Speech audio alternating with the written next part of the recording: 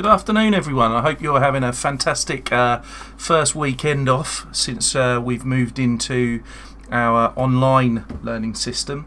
I just wanted to quickly share with you something that I've been working on over the last couple of weeks, and that is the Bishop Luffa CPD FROG site. Excuse the background noise there. Bishop Luffa Online CPD FROG site.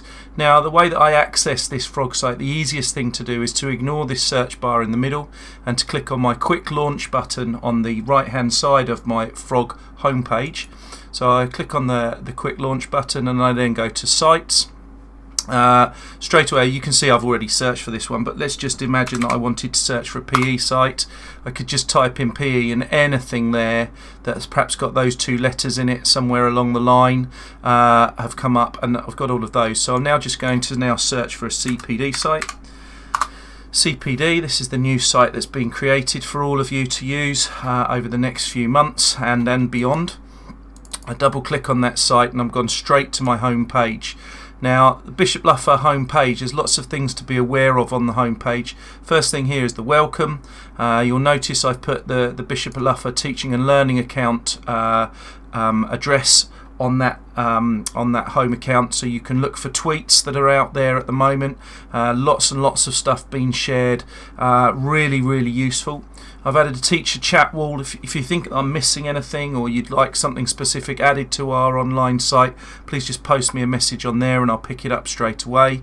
On our front pages there's a library of books that I've been accumulating over the last 3 months, and these can be borrowed from me. If you do wish to borrow any of them, just send me an email, brownt@bishopluffa.org.uk, or contact me on the wall and I'll see what I can do about sending those through to you. Dylan William videos here on the front, something to inspire you, get you really motivated over the next few months.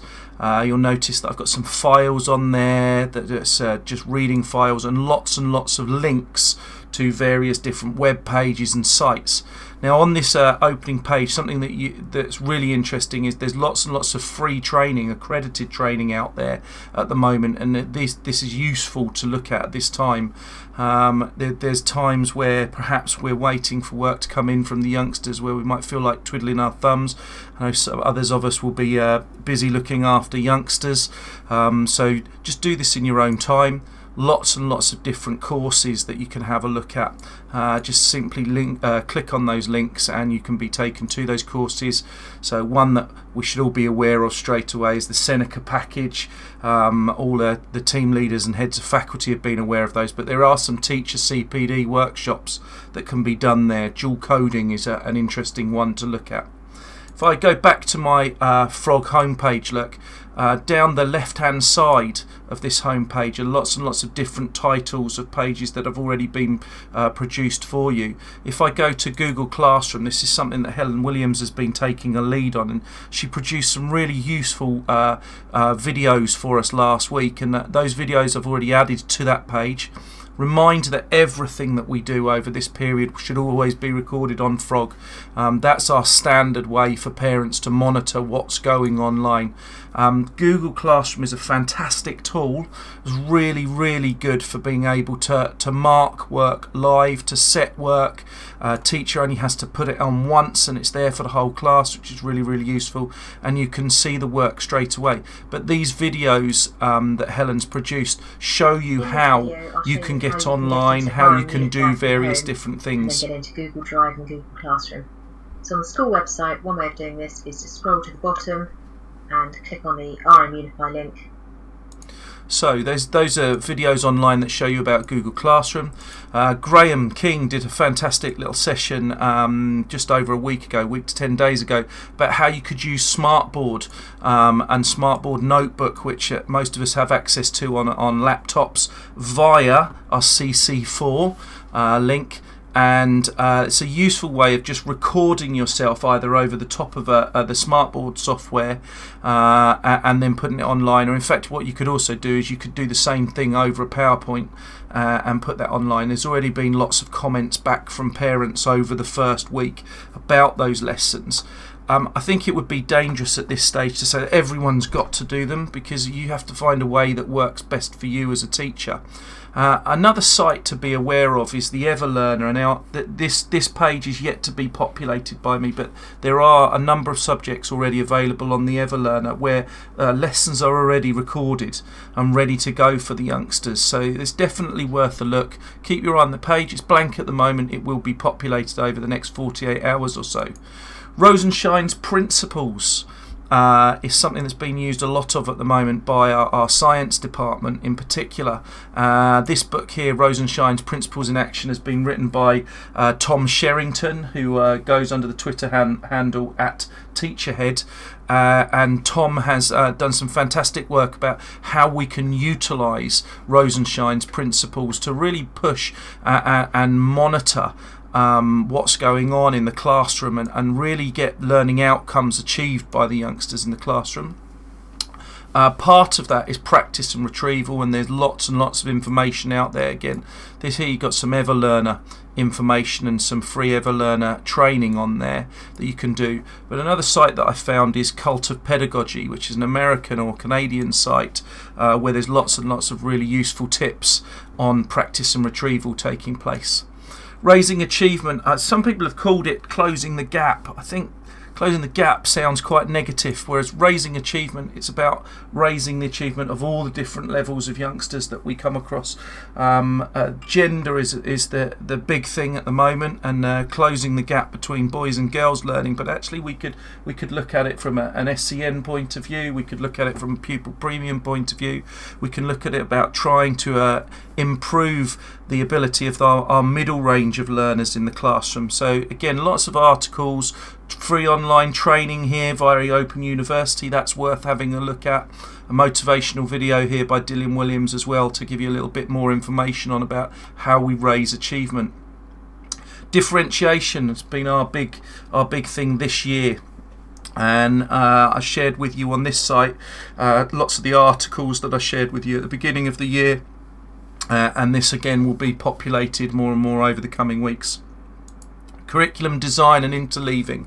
Our middle leaders in the school will know that curriculum design is something that's really been pushed on at the moment by the Ofsted agenda, and the idea behind designing the curriculum and understanding where different learning outcomes can be achieved is really, really important. And I think the time that we don't have with the youngsters now gives us an opportunity to really look at how we have designed our curriculum, to reflect about where we're at this moment in time. We've had a few years of now Key Stage 3 curriculum without levels, and it's an opportunity to reflect, does it work?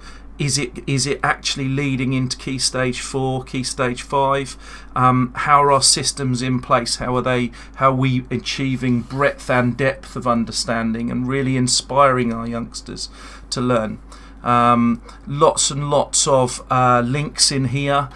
This guy, Stephen Tierney, whose Twitter handle is @leadinglearner, writes lots and lots of really interesting things about good curriculum design. You'll notice one of the books on the homepage was written by Mary Myatt, who again is one of our leading principals, if you like, in terms of curriculum design across the UK. That's an interesting read as well to have a look at. Our send page, I'm hoping that that Julie and Kate might have some more input on this one, but I know one of the things that we were hoping to do via the before the shutdown was to actually do a session at our staff training meeting or our staff meeting on send training, and what Julie and Kate have done is they've produced a teacher toolkit, if you like, which will be released at some stage over the coming months to you, but there's an opportunity to share that on this site here, an opportunity to maybe get involved in some sign language training. There's lots of that free out online at this moment in time. Loads of different things here look to do with dyslexia. Microsoft Education will have a real push on dyslexia and types of things that we can do in the classroom to close the gap and allow those youngsters access to learning opportunities. And then the final thing, I think the big thing that's sort of come through over the last few weeks, months, is we've flipped our drop-in focus to actually looking at learning behaviours of the youngsters in the classroom. I think for too long now we've been focusing on the teacher and the teacher being the performer at the front of the classroom. And it's not about that. We want to develop pupils' learning behaviours in the classroom. And what I've done here is on this tip on this page here is lots and lots of tips, lots of interesting methods that could be used in the classroom that are there to try to improve what goes on in the classroom on a daily basis. I think we can sometimes become just become distracted by one or two individuals, the outliers in the classroom, and think we're a really bad teacher because of the way that they're behaving. And there's some tips on here about how we can perhaps deal with those youngsters and yet still achieve great learning outcomes for everybody else in the classroom at the same time.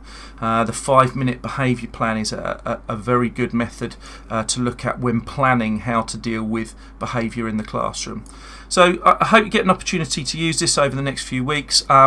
Please feel free to feed back to me. Just send me an email or use the wall on the front page. I'll go back just so you can see that again. So the wall just allows you to type things to me.